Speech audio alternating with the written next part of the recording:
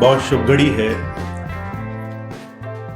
बहुत समय के बाद एक बार फिर से आज घोषी में आप और हम एक साथ मिलकर गुरु चर्चा का, संतों महापुरुषों के जीवन का अनुभव क्या है, इससे हम लाभ उठाने के लिए बैठे हैं। अभी बहुत सुंदर सुंदर शब्द पढ़े गए, बहुत सुंदर सुंदर वाणियां, बड़े सुंदर सुंदर अनुभव आपके सामने रखे गए। आपने भी एक चीज महसूस की होगी, जब भी किसी संत की वाणी, किसी महापुरुष की बात कही जाती है तो वो हमें इस संसार से अलग किसी और दुनिया की बात कहते हैं, मृत्यु लोक से मुक्ति की बात कहते हैं, परमात्मा से जुड़ जाने की, जीते जी उस परमात्मा का रूप बन जाने की बात कहते हैं। जितने भी आप शब्द सुने, कहीं ना कहीं किसी किसी प्रार्थना में, किसी विनम्र पुकार में ये बात जरूर होगी कि हमारे जीवन में हम जीते जी उस परमात्मा से जुड़े।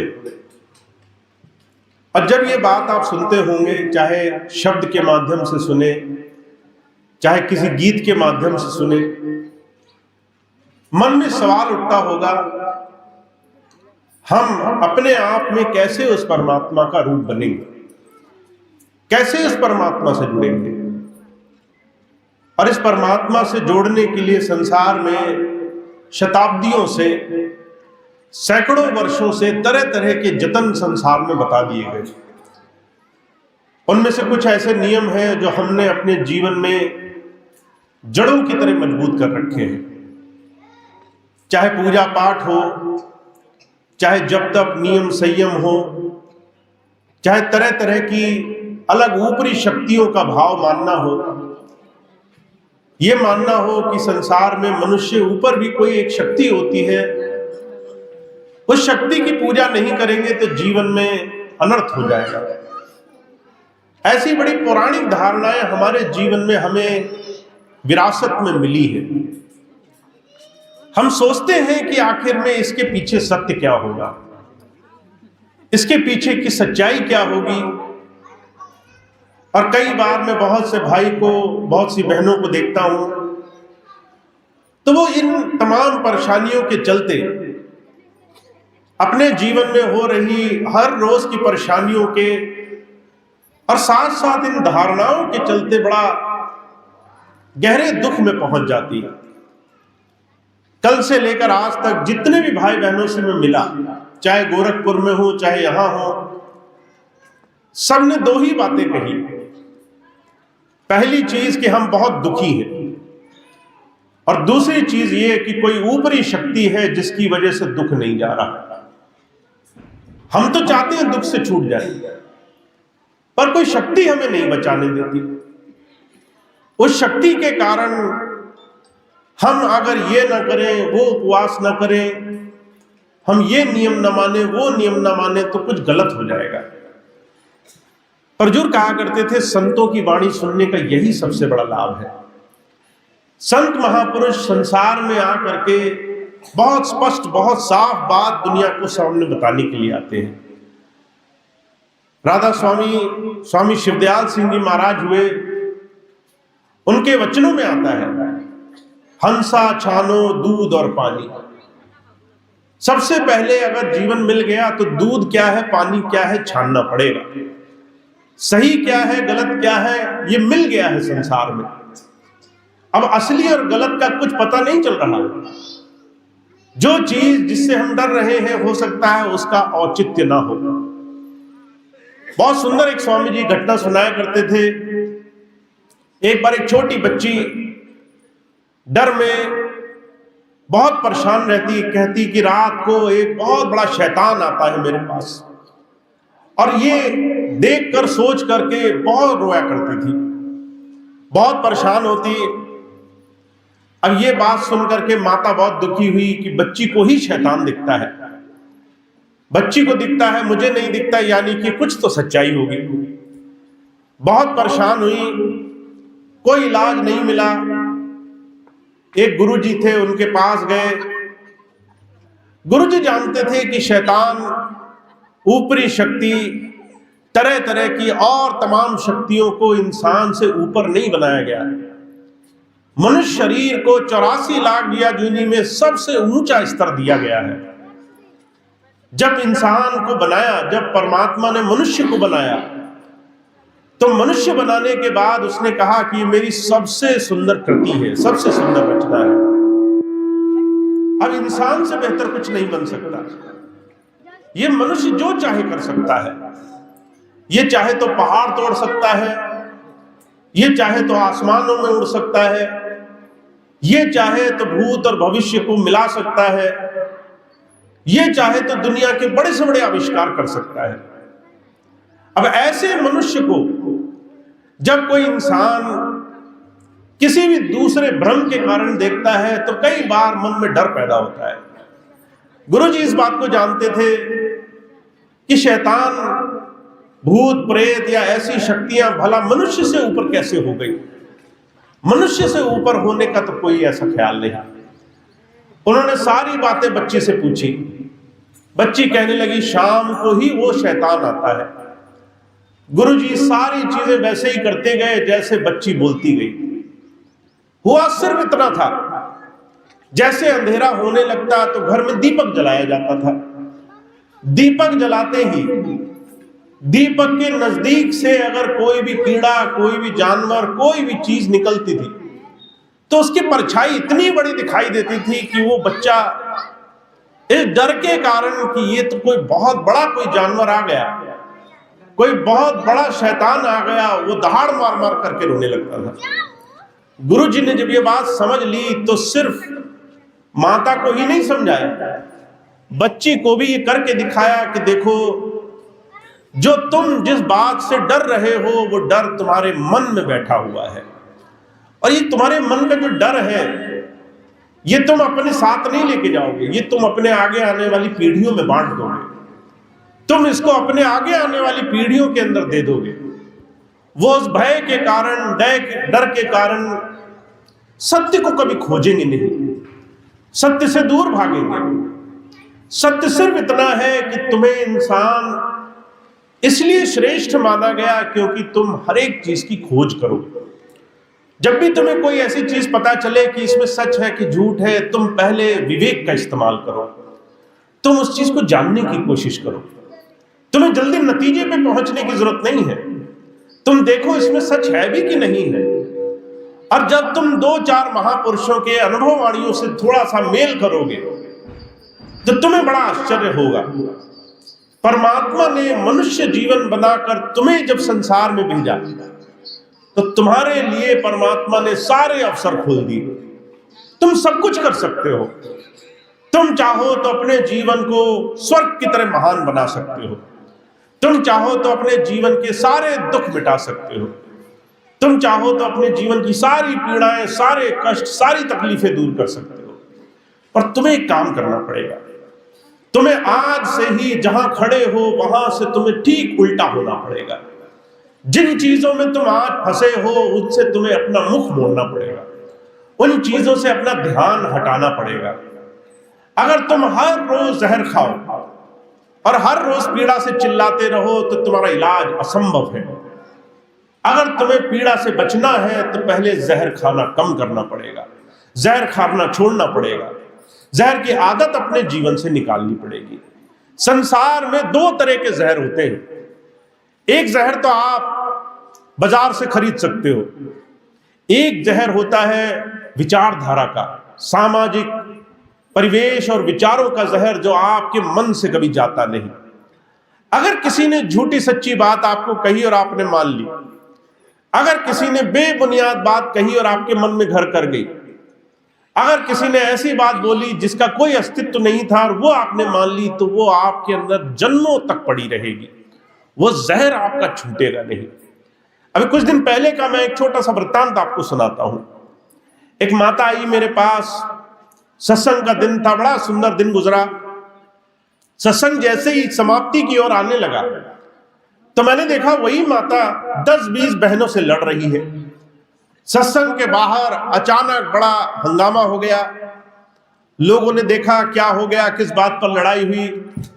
दोनों अलग अलग पक्षों को मेरे पास धीरे से लेकर आए। माता कहती थी, ये सामने वाली मेरे खिलाफ झूठा बोलती है, मुझे चोर ठहराती है, इसने मुझे चोर बोला, मुझ पे ये बात सहन नहीं हुई, इसलिए मैं इससे लड़ रही हूं। अब दोनों इसलिए लड़ गए क्योंकि किसी ने एक को चोर बोला और दूसरे ने ये मान लिया कि हां मैं चोर हूं। मेरे मानने से कि मैं चोर हूं अचानक संग्राम छिड़ गया, युद्ध छिड़ गया, इतना हंगामा हुआ। मैंने कहा तुम में से चोर कौन है? तो दोनों कहने लगे हमने तो चोरी आज तक नहीं की। मैंने कहा चोर कोई भी नहीं, फिर भी यहां हंगामा मचा हुआ है। चोरी किसी ने नहीं की, उसके बाद भी चोरी का इल्जाम सबने ले लिया।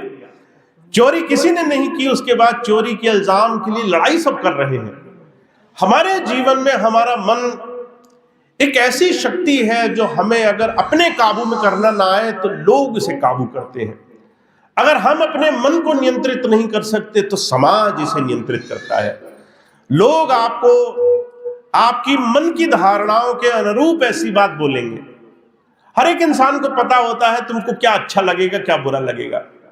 अगर किसी को आपको पीड़ा देनी है तो वो बात बोलेगा जिससे आपका दिल दुख जाए, वो बात बोलेगा जिससे आपका मन खिन्न हो जाए, वो बात बोलेगा जिससे आपका मन वो सीधा ना चल सके, उथल पुथल में पड़ जाए। और जैसे ही वो कामयाब हुआ वैसे ही आपकी शांति भंग हो गई। हुजूर एक बड़ी सुंदर बात कहा करते थे हम बड़े बड़े महल बनाते हैं, घर बनाते हैं, बड़ी मोटी मोटी दीवारें, बड़ा सुंदर आलीशान बंगला बनाते हैं, पर फिर भी हम संसार से सुरक्षित नहीं हैं, क्योंकि हमारा मन, उसके दरवाजे हमने ऐसे खुले छोड़ रखे हैं जहां कोई एक क्षण में जहर डाल सकता है। यह जहर हमारे जीवन में हमें निकालना आना होगा। जब तक हम अपनी मन से, इंद्रियों से, विषय से, भोगों से अपने आप को साधते नहीं हैं, तब तक हमारे जीवन में भक्ति की शुरुआत नहीं होती। इसलिए आप गीता पढ़िए जाकर के, जहां भगवान श्री कृष्ण ने बड़े साफ लफ्जों में कहा है, तुम्हारे जीवन में तुम्हें किसी और को नहीं साधना है। न तुम्हें बच्चों को साधना है, न माता पिता को, न बच्चों को, न पति पत्नी को, न पड़ोसियों को। दुनिया के किसी आदमी को तुम्हें नहीं संभालना है। कोई कितना ही बुरे काम करता रहे, वो उसकी नियति है। तुम्हें सिर्फ इतना करना है कि तुम चीजों से परेशान होना बंद कर दो, तुम चीजों से दुखी होना बंद कर दो। ये तुम्हें संत सिखाना चाहता है। हुजूर एक बड़ी सुंदर मिसाल फरमाया करते थे। शम्स तबरेज एक बहुत ऊंचे महात्मा हुए। एक बार वो किसी गांव में गए। जब गांव में गए तो उन्होंने दो चार उस परमात्मा की बात कही, थोड़ा अनुभव की बात कही, तो गांव वालों को बड़ा बुरा लगा। गांव वालों सोचने लगे ये कोई ढोंगी महात्मा है, इसको अपमानित करना चाहिए। रात भर तो बड़ा उन्होंने प्लानिंग बनाई कैसे परेशान करें। अगले दिन सुबह आए, जैसे ही उन्होंने महात्मा जी को देखा तो महात्मा जी को खूब उल्टा सीधा कह करके खूब सारे जूतों की माला पहना दी आकर के। माता जी माला जैसे ही पहनाई तो महात्मा जी वो बड़े खुश हुए।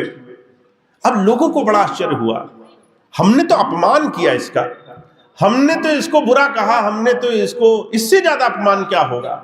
हमने तुम्हारे चेहरे पर, तुम्हारे गले में जूतों की माला पहना दी, इससे ज्यादा बुरा क्या होगा। शम्स तबरेज बड़े खुश, कहने लगे मैं जाता हूं, मेरा काम हो गया। अब लोग बड़े परेशान, महात्मा नाराज होने की बजाय खुश, बड़ा आनंद में। लोगों ने पूछा तुम इतने खुश क्यों हो? कहने लगे भगवान मेरी कभी कभी सुनता है। कल रात ही मैं बैठकर बोल रहा था मेरे जूते फट गए, मुझे नए जूते मिल जाएं, नए न सही पुराने ही मिल जाएं, कैसे ही मेरा गुजारा चल जाए, पैर से अब चला नहीं जाता। और इतनी जल्दी सुन लेगा सोचा नहीं था।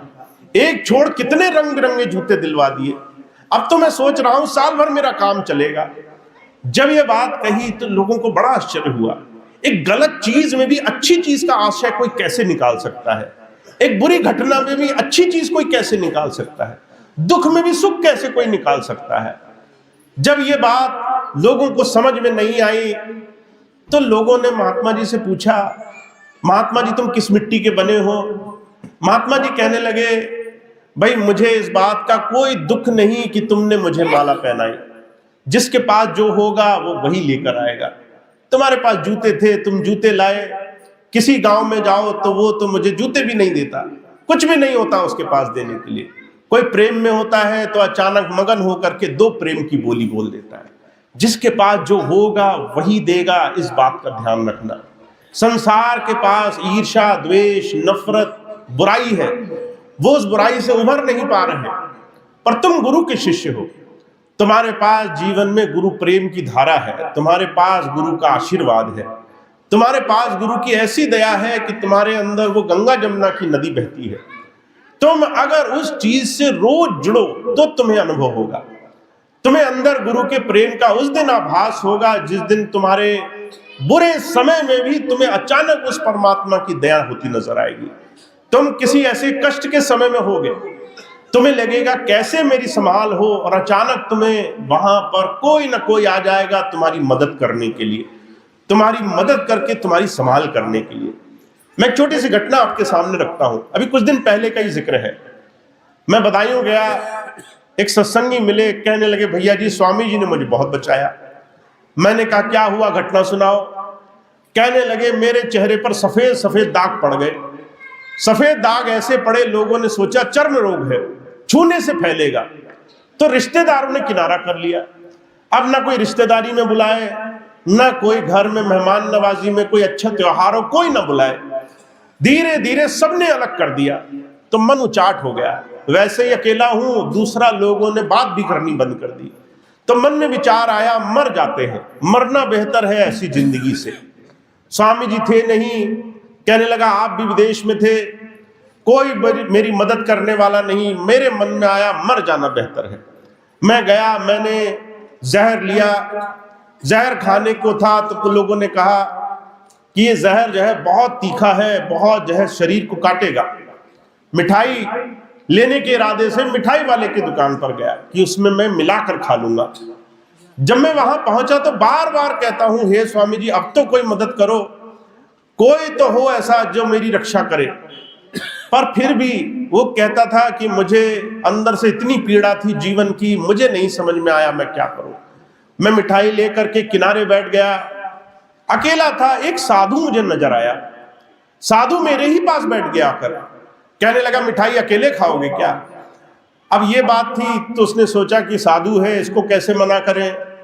उसको थोड़ी मिठाई खिलाई तो साधु थोड़ा विनम्र होकर पूछने लगा भाई तुम्हारे चेहरे की हालत क्या है, इतने धब्बे कैसे हैं। उसने कहा रोग हो गया। अब जो है उस साधु ने कहा इसका इलाज तो मेरे पास है। अब जिस इलाज को लेकर के वो महीनों से ढूंढ रहा था, जिसे कहीं इलाज नहीं मिला, उसे अचानक ऐसा साधु मिला जो कह रहा है कि इलाज मेरे पास है। साधु उसे एक गांव ले गया, एक वैद्य जी से मिलाया, थोड़ी दवाइयां दिलवाई, 6 महीने की दवाई बांध दी।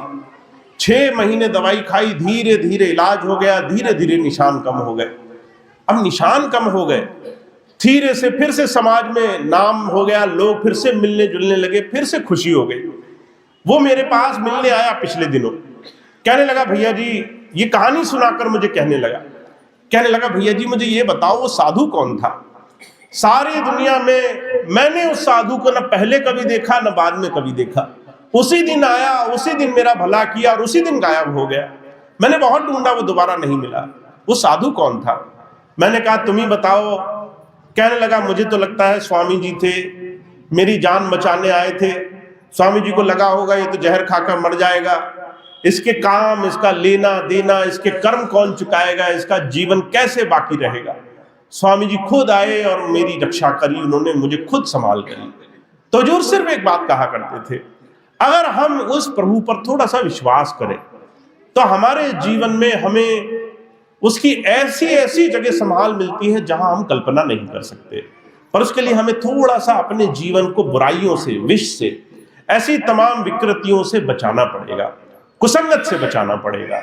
और आपके समाज में, आपके चारों तरफ बहुत से ऐसे लोग मिलेंगे आपको जो तरह तरह से हर चीज में आपको डराने की कोशिश करेंगे।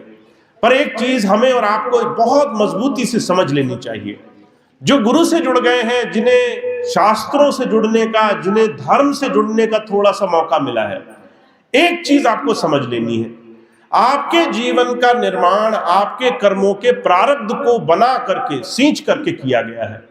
जितने दिन भी आपको जिंदा रहना है, उतने दिन में आपके जीवन में सुख और दुख दोनों पिरोए गए हैं। आपके जीवन में सुख भी बहुत आए होंगे, आपके जीवन में दुख भी तरह तरह से कई आए होंगे। सुख और दुख दोनों ही, उन दोनों से भागना या उन दोनों से बचने का इलाज ढूंढना ये बिल्कुल भी उचित नहीं है। आपको लगेगा कोई तंत्र मंत्र, कोई भूत भभूत करने वाला, कोई चमत्कारी, कोई ताबीज बांधने वाला, कोई किसी और तरह का मंत्र फूकने वाला महात्मा मिलेगा तो मेरे जीवन बदल देगा, मेरे कर्म की लकीर बदल देगा। पर इस चक्कर में हम नए हजार कर्म और कर बैठते हैं, हजार और बुराइयों के पात्र बन जाते हैं। इसलिए हुजूर सिर्फ एक बात कहा करते थे, एक चीज हमेशा स्वीकार करो, हमारा जीवन हमारे ही कर्मों का मिला जुला स्वरूप है। हमारे ही प्रारब्ध हमारे ही कर्मों से चुने हुए हैं, उसमें अच्छे भी थे, उसमें बुरे भी थे। दोनों ही चीजों को समान रूप से काटना बड़ा जरूरी है। कर्जा अगर नहीं चुकाया तो वो कर्जा फिर आगे दूसरों को ट्रांसफर हो जाता है। अगर आप बाहर समाज में रहते हो, कहीं का कर्जा लेकर आओ और वो कर्जा ना चुकाओ तो वो कर्जा आगे बच्चों को देना पड़ जाता है। वो कर्जा माफ नहीं होता, वो कर्जा और आगे बच्चों पर चला जाता है। हुजूर कहा करते थे, ऐसे ही ये कर्मों का कर्जा चुकाना हमारे जीवन का सबसे बड़ा ये कारण है, जिसकी वजह से ही हम संसार में हैं। और इससे भागने, इससे डरने, इसकी वजह से तरह तरह की युक्तियां ढूंढने से इंसान हजार नए कर्म करता है, हजार बुराइयों में फंसता है। तो उस दिन जीव के जीवन में, उस दिन हमारे और आपके जीवन में सुख आएगा जिस दिन हम इस कर्म से भागना छोड़ देंगे, हम स्वीकार करेंगे। अच्छाई आई तो बुराई भी आएगी। अगर कुछ अच्छा हो गया जीवन में तो कुछ नुकसान भी होगा। अगर कुछ बन गया तो काम, तो कुछ काम बिगड़ेगा भी। पर दोनों ही चीजों में परमात्मा ने हमारे लिए एक रास्ता बुन रखा है, हमारे लक्ष्य तक का। अगर तुम लक्ष्य की तरफ चलते रहो, अगर हर रोज सुबह उठो और हर रोज अपने जीवन में ये ध्येय रखो, ये लक्ष्य रखो कि मेरा जीवन मेरे प्रभु का दिया है, वो मुझसे बहुत अच्छे अच्छे काम कराना चाहता है, तो आप अपने जीवन में अपने एक एक क्षण से जीवन में बहुत बड़े बड़े चमत्कार करोगे। तो गोस्वामी जी सिर्फ एक बात कहते हैं हर रोज जीवन का सिर्फ एक ही लक्ष्य रखना चाहिए। आप रोज सुबह आंखें खोलो, एक ही लक्ष्य रखो। कहा परहित सरिस धर्म नहीं भाई, पर पीड़ा सम नहीं अदमाई। दूसरे का हित करो, उससे बड़ा धर्म नहीं है कोई। दूसरे को पीड़ा दो, दूसरे को कष्ट दो, इससे बड़ा पाप नहीं है कोई। तो अगर आपके जीवन में आपको बहुत सुंदर जीवन मिला तो आप इस जीवन में कहीं ना कहीं कुछ अच्छाई करने का विचार रखा करो। चाहे वो अपने परिवार से शुरू हो, चाहे बच्चों से शुरू हो, चाहे आपके प्रियजनों से शुरू हो। अपने जीवन में कुछ अच्छा करने का प्रयास हमेशा निरंतर करना चाहिए। और अगर आपके जीवन में आप अच्छा ना कर सको तो प्रयास इतना करो कि कम से कम किसी की बुराई ना हो, किसी की निंदा चुगली ना हो, किसी की खामियां ना निकालने लग जाए, बैठ करके किसी की बुराई का पात्र ना बनने लग जाए। तो जो कहा करते थे, संतों की वाणियों को जब आप पढ़ोगे, जब आप ये शब्द सुनते हैं, जब आप बड़े बड़े कीर्तन करते हैं और उसमें महापुरुषों की वाणियों को अगर आप गौर से सुनेंगे तो आप पाएंगे उन्होंने जीवन को पलटने के लिए, जीवन को बदलने के लिए जीवन में इस महान कृति की रचना करी है। आप जो गाते हो वो आपको करना भी है। आप जो भजन गाते हो उस भजन का जीवन में रूप भी बन करके दिखाना है, उसको धीरे से जीवन में पालन भी करके देखना है। तो आपके लिए बड़ा आसान सा एक तरीका है, आप अपने जीवन का एक छोटा सा नियम बना लो कि आप किसी की कही सुनी बात नहीं मानोगे। किसी की कही सुनी बात आपके जीवन का आधार नहीं होनी चाहिए। सुकरात एक संत हुए, उनके जीवन की मैं बात सुनाता हूं। सुकरात एक बार कहीं शहर से गुजर रहे थे, रास्ते में एक आदमी आया, आकर कहने लगा सुकरात को कि तुम्हारा जो मित्र है, जिसको तुम दोस्त कहते हो, वो तो बड़ा पाखंडी है, बड़ा उल्टे काम करता है, बड़े उल्टे सीधे कामों में लगा हुआ है। अब ये बात सुकरात ने सुनी। सुकरात एक महापुरुष थे, पहुंचे हुए दार्शनिक थे, बहुत अनुभवी, बहुत ज्ञानी थे। वो समझ गए कि ये जो बात बोल रहा है इस बात में जरूर कोई संशय है। देखिए, आपको हमको सिर्फ इसी तरीके से अपने जीवन को परखना है। बहुत से लोग आएंगे आपके पास और बहुत सी बातें बताएंगे, सब बातें सच नहीं होंगी। सब बातों को मान लोगे तो जीवन में बहुत अंधकार मच जाएगा। हमेशा अपने विवेक का इस्तेमाल करना, ये सच हो भी सकता है कि नहीं हो सकता, इस बात में सच्चाई हो भी सकती है या नहीं हो सकती। सुकरात को जब उस आदमी ने कहा तो सुकरात कहने लगे, भाई मेरे मित्र में क्या खामी है? तो आदमी कहने लगा, मैं तुम्हें तुम्हारे मित्र की ऐसी ऐसी बात बताऊंगा कि तुम उससे दोस्ती छोड़ दोगे। तो सुकरात ने 3 सवाल पूछे। कहने लगे, मैं तुमसे पहले 3 सवाल पूछता हूं, अगर 3 सवालों के जवाब दिए तभी मैं तुम्हारी बात सुनूंगा अपने मित्र के लिए। अब सुकरात के 3 सवालों का जवाब दिया उसने। पहला सवाल सुकरात ने कहा, ये जो तुम मुझे बात बताना चाहते हो, क्या ये तुम्हारी आंखों देखी है? क्या तुमने खुद इसका अनुभव किया? तो आदमी कहने लगा, नहीं, मैंने तो नहीं आंखों देखी, सुनी सुनाई बात है, किसी ने किसी को कही, किसी ने किसी को कही, वो बात मुझ तक पहुंची, मैं तुम्हें बताना चाहता हूं। दूसरी बात सुकरात ने पूछी, जो तुम मुझे बताना चाहते हो उस बात के बाद क्या मेरी मित्रता बनी रहेगी मेरे दोस्त से? तो कहने लगे, बात तो बड़ी खराब है, इतनी खराब बात है, हो सकता है दोस्ती टूट जाए। तीसरी बात सुकरात ने पूछी, भाई दोनों चीजें चलो मेरे फायदे की नहीं है, तीसरी चीज बताओ, मुझे कुछ फायदा तो होगा इस बात को सुनने से, कुछ पैसे मिलेंगे, कुछ कमाई होगी, कुछ मेरा भला होगा? तो वो कहने लगे, नहीं, व्यर्थ की बात है, भला भी कुछ नहीं होगा तुम्हारा। सुकरात उल्टे पैर हो गए, वहां से जाने लगे। कहने लगे कि जब तेरी ये तमाम बातें मेरे जीवन में कुछ भी अच्छा नहीं कर सकती, एक लेश मात्र भी अच्छाई नहीं कर सकती, तो तेरी बात सुन के ही मुझे क्या फायदा है? सुकरात एक ऐसे महापुरुषों में हुए जिन्होंने व्यर्थ में किसी के साथ बैठना तक स्वीकार नहीं किया। वो कहा करते थे, तुम सबके साथ बैठोगे, लोग अपना जहर निकाल कर तुम्हें दे देंगे, तुम वो जहर लेकर अपने घर चले आओगे, अपने घरों में, अपने लोगों में फैला दोगे। इसलिए सिर्फ उतना ही मानना चाहिए जितना तुम्हें तुम्हारे विवेक से सही लगे। अगर तुम्हें लगे कि तुम्हारी बात, तुम्हारी सुनी हुई बात खरी नहीं लग रही, तो उस बात को बेशक अपने दिमाग से निकाल दो, उस चीज को बेशक अपने जीवन से निकाल दो, उसको बिल्कुल अपने जीवन का हिस्सा न बनने दो। तो जो कहा करते थे, ध्यान साधना से पहले अपने जीवन में आचरण का निर्माण करना पड़ता है। अपने जीवन में अपने आप को सच्चा जीवन बनाने के लिए तैयार करना पड़ता है। तो हम और आप जिस संत महात्मा के, जिस सदगुरु के पास जुड़ना चाहते हैं, उनके पास नाम की धारा है, और नाम की धारा उस जमीन पर फलीभूत होती है जो साफ सुथरी हो, जो पावन हो, जिसमें पौष्टिकता हो, जो सही तरीके से जीवन को आगे ले जाने के लिए हो। तो आप और हम अपने जीवन में अपने व्यवहार से अपने जीवन को सुधार सकते हैं। अगर हमने वो चीजें करनी शुरू करी जिससे जीवन में बुराइयां कम हो, और अपने जीवन में अपने सामाजिक विकृतियों से बचने लगे, तो हमारे जीवन में संतों का सानिध्य लाभ कर हो जाएगा। किसी संत के पास बैठने से ही हमारा काम बनने लग जाएगा। तो आप, बहुत से लोगों ने नाम ले लिया, नाम के साथ जुड़ने का एक बहुत आसान तरीका है, अपने जीवन को आसान बनाओ। अपने जीवन को ऐसा बनाओ जिसमें तरह तरह की गलत बातों का ज्यादा समावेश ना हो। उतनी ही चीजें सुनो, उतनी ही चीजें मानो जितनी आपको आगे ले जाने में मदद करे। और दूसरी चीज, अगर अभी नाम नहीं मिला, अगर अभी तक गुरु नहीं मिला, अभी आपने इस चीज को जाना नहीं, तो बेशक खूब तलाश करो, पर हमेशा इस चीज को मानो कि आप जीवन में परमात्मा की सर्वश्रेष्ठ कृति हो। आपको डरा करके, आपको बहला करके, आपको चिंताओं में डाल करके, आपको तरह तरह की परेशानियां दिखाकर कोई भक्ति कराना चाहता हो, तो वो भक्ति सच्ची नहीं है। डरा करके भक्ति परमात्मा नहीं कराना चाहता। किसी इंसान को कष्ट में ले जा करके भक्ति परमात्मा नहीं कराना चाहता। किसी इंसान के जीवन में तरह तरह की यातनाएं दे करके उसे भक्ति नहीं कराना चाहता।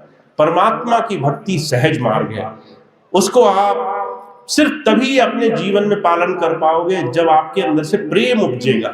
अगर अंदर डर रहेगा कि मैंने ये नहीं किया, वो नहीं किया, तो मेरा नुकसान हो जाएगा, तो वो भक्ति कारगर नहीं होती।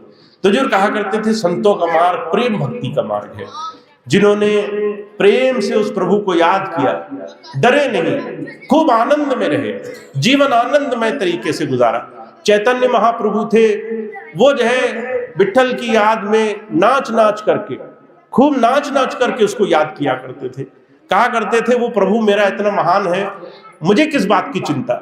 तो हुजूर कहा करते थे, ऐसे आनंद से अपना जीवन गुजारना है। अगर आप हर दिन उस प्रभु को याद करके आनंदित नहीं होते, मन खुश नहीं होता, अगर आपके चेहरे पर खुशी नहीं आती, इसका मतलब है अभी आप तरह तरह के डर, चिंताओं में, परेशानियों में उलझ करके जीवन गुजार रहे हो।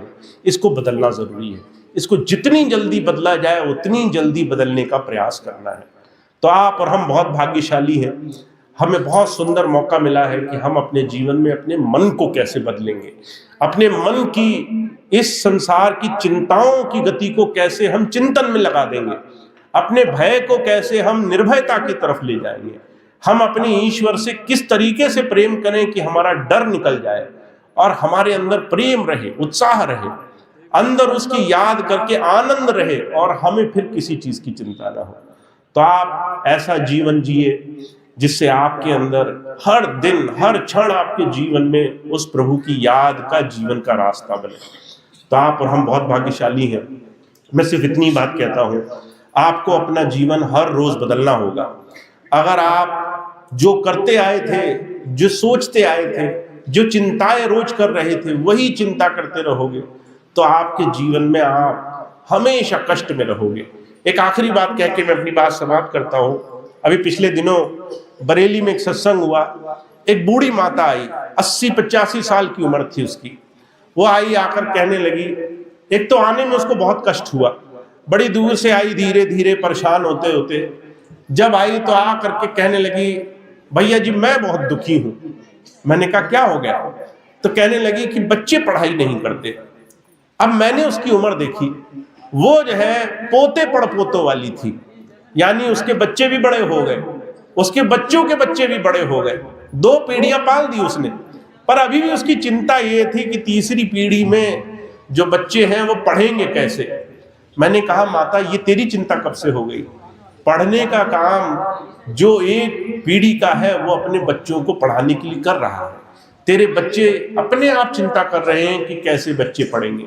अगर तू भी चिंता यही करेगी, 85 साल की उम्र में अभी भी तेरी चिंता यही रहेगी कि पोते पड़पोते कैसे पढ़ जाए, और तुम्हारे दिमाग में 24 घंटे यही लगे रहेगा, तो समझ लो तुम्हारा जीवन कितनी जल्दी इन चिंताओं में उलझ जाएगा, तुम्हें एहसास भी नहीं होगा। हम कई बार ऐसी चीजों की चिंताओं में उलझ जाते हैं। बच्चे नहीं पढ़ते, दूसरी चीजें हमारे हाथ में नहीं, ये चीज हमारे हिसाब से नहीं हो रही, वो हम नहीं कर पा रहे, ये नहीं हम कर पा रहे। पर जो कहा करते थे आपको आश्चर्य होगा, जैसे ही समय गुजरेगा आप उन चीजों की चिंता तक नहीं करेंगे जिनकी चिंता आज आपको चैन से बैठने नहीं देती। आज जो आपकी सबसे बड़ी चिंता है, 2 दिन बाद आपको उसको पलट कर भी नहीं देखोगे। ये चिंता इंसान की आदत, उसका मन का स्वभाव बन चुकी है। इस स्वभाव को गुरु बदलना चाहता है कि चिंता नहीं करनी है, चिंतन करना है। हमें संसार की परेशानियां नहीं मन में रखनी है, हमने गुरु की याद मन में रखनी है, और जो भी हो उसकी मौज में उसको हमें स्वीकार कर लेना है। जब आप ऐसा मन बना लोगे तब आपके जीवन में आनंद ही आनंद आ जाएगा, तब आपके जीवन में आनंद ही आनंद भर जाएगा। तो सिर्फ इतनी बात कह के मैं अपनी बात समाप्त करता हूँ। आप सभी का बहुत बहुत धन्यवाद, आपने आज इतना सुंदर समय दिया। स्वामी जी महाराज की जय। मेरा एक अनुरोध आपसे जरूर रहेगा, सत्संग एक ऐसी धारा है जो हर एक इंसान के जीवन में उसको सही दिशा की तरफ निरंतर ले जाए, तभी जीवन बदलता है। आपने आज सत्संग सुना, अभी आप 1 घंटे बाद आपसे कोई पूछे कि सत्संग में क्या कहा गया, तो आधे से ज्यादा लोग ऐसे होंगे जिनको याद नहीं रहेगा, आधे लोग ऐसे होंगे जिनको 2-4 बातें याद रहेंगी। और अगर 2-3 दिन बाद किसी ने पूछा कि भाई 2-3 दिन पहले सत्संग में गए थे, तो आपको शर्त है कि आपको ये चीज याद नहीं रहने वाली है। 1 और 2 ही लोग ऐसे होंगे जिन्हें शायद कुछ याद रहे। सत्संग ऐसी चीज है जिसे एक दिन करने से काम नहीं बनता। हुजूर कहा करते थे, कुसंगत हम हर रोज करते हैं, अभी आप यहाँ से बाहर निकलोगे, किसी चौक पर, किसी चौराहे पर, किसी कोने में कोई आदमी मिल जाएगा आपको, और वो बताएगा कि कैसे सब कुछ गलत हो रहा है, संसार में हाहाकार मची है, उसने उसे मार दिया, उसने उसे गाली दे दी, उसने उसे बुरा बोल दिया। और हम वहाँ आधा एक घंटा बैठेंगे और हमारा मन उन तमाम बुरी बातों से भर के हम चले आएंगे। हमारे चारों तरफ दुनिया की चर्चाएं खूब हो रही हैं। आपको ऐसे लोग बहुत भाग्य से मिलेंगे, सत्संगी भी ऐसे बहुत कम मिलेंगे जो आपके पास खड़े होंगे और सत्संग की चर्चा करें, गुरु की चर्चा करें। सत्संगी भी सत्संग की चर्चा सत्संग के माहौल में ही करते हैं, बाकी बाहर कोई जल्दी सत्संग की चर्चा नहीं निकलती किसी के मुंह से। तो जो कहा करते थे, आपके मन को बचाने के लिए, आपकी चिंताओं को संभालने के लिए आपको सत्संगत चाहिए। ज्यादा से ज्यादा मन को उस प्रभु की याद में लगने वाला एक ऐसा माहौल जिससे आपकी चिंताएं का हमेशा के लिए नाश हो जाए। तो सत्संग ज्यादा से ज्यादा बनाना है। गोस्वामी जी ने कहा है, स्वामी शिवदयाल सिंह जी महाराज ने कहा है, करोरी कोई सत्संग आज बनाए। सत्संग बनाना पड़ता है। आप सत्संग जब दो लोग बैठते हैं और दो लोग बैठ करके अचानक अपने गुरु की चर्चा करते हैं, तो वहां पर तीसरे गुरु महाराज प्रकट हो जाते हैं। वहां पर गुरु महाराज आपके अंग संग रह करके आपकी हर एक बात में शामिल रहते हैं। तो सत्संग एक ऐसी बड़ी प्रमुख धारा है।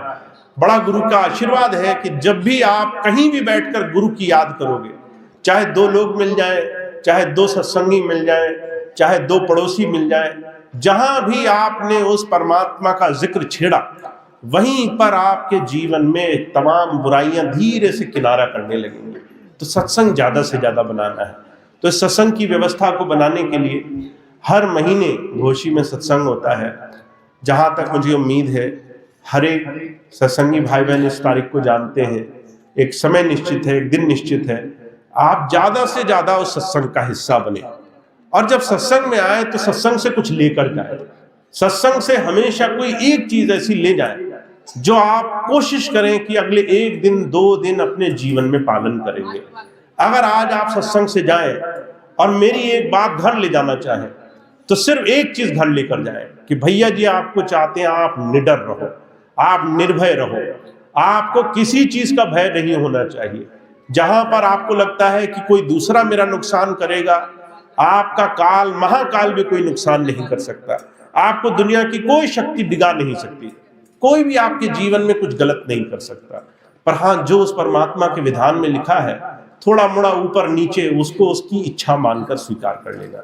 तो आप अपने जीवन में जिस दिन ऐसा हिम्मत, ऐसा मन पक्का कर लोगे, उस दिन आप जितना भी समय सत्संग के लिए निकाल लोगे, चाहे हफ्ते में, चाहे 2 दिन में, चाहे 1 दिन में, वो सत्संगत आपके मन को गुरु की याद से भरेगी।